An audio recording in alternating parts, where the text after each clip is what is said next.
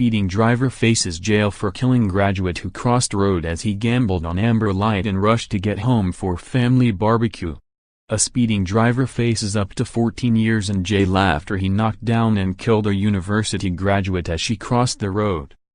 Glen Wall, 35, was rushing home to a family BBQ when he failed to brake at a set of traffic lights at Timperley, Greater Manchester. His Vauxhall Astra hurtled across a busy junction and ploughed into Helena Thurm, 25, as she was crossing the road following a job interview, on June 20 last year. Miss Thurm was thrown into the air by the force of the impact and suffered multiple injuries.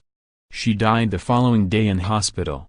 Wall was just a mile from his home when he undertook another driver before speeding through the amber light at up to 36 miles per hour. He'd been driving in a lane that had been signposted for left-hand turns only, but continued straight forward and struck Helena, who believed it had been safe to cross. IT consultant Wall looked visibly shocked as he was found guilty of causing death by dangerous driving following a trial at Manchester Crown Court today. He claimed Helena was on her mobile phone at the time of the collision, but examinations showed the device was not being used at the time of the impact. Judge Patrick Field QC asked for the case to be adjourned until the new year for reports, but ordered Wall be given an interim driving ban. Remanding him on bail, the judge said, "You have now been convicted of a very grave offense, and whilst I am going to release you on bail, do not take from that any indication of the likely sentence. The most likely sentence for one of death by dangerous is one of imprisonment, and there must be no illusion about that." After the case, Helena's father Alan, 63, a retired college lecturer, said, "Justice has been done today and Glen Wall has been proven to have killed our daughter by driving dangerously." Throughout his police interview and cross-examination he consistently lied to try escape from this verdict, and his lies have now been found out. However, nothing will bring back our beautiful daughter Helena.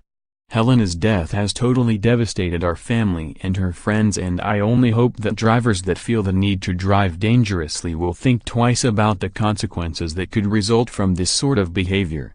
This has completely devastated our family and our lives are irreversibly changed.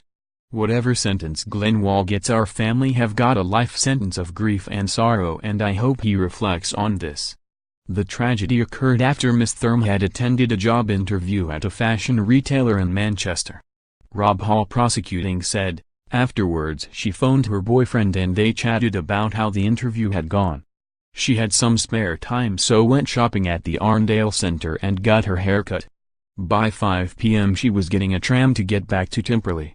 On the way out of Manchester she phoned her father and mother to tell them how the interview went and discussed arrangements for that evening, but that would turn out to be their last conversation with their daughter.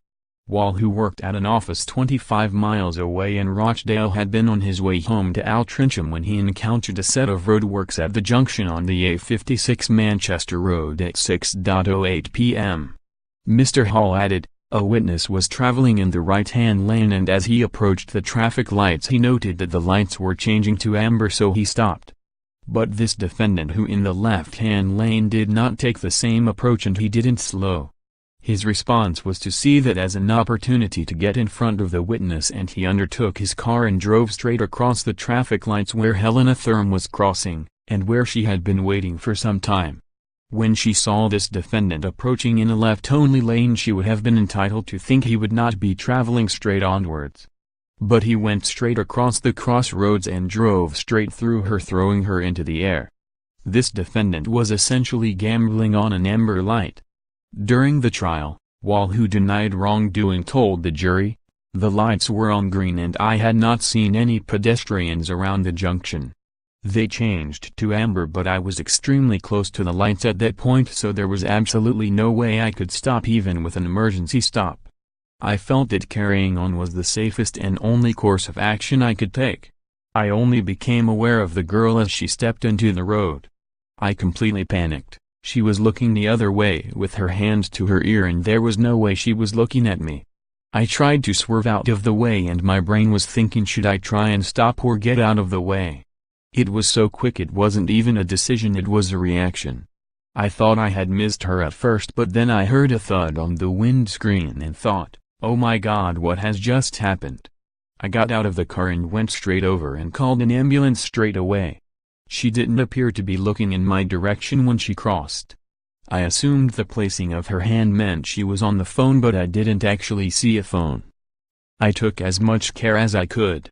Glen Wall sentenced on January 22.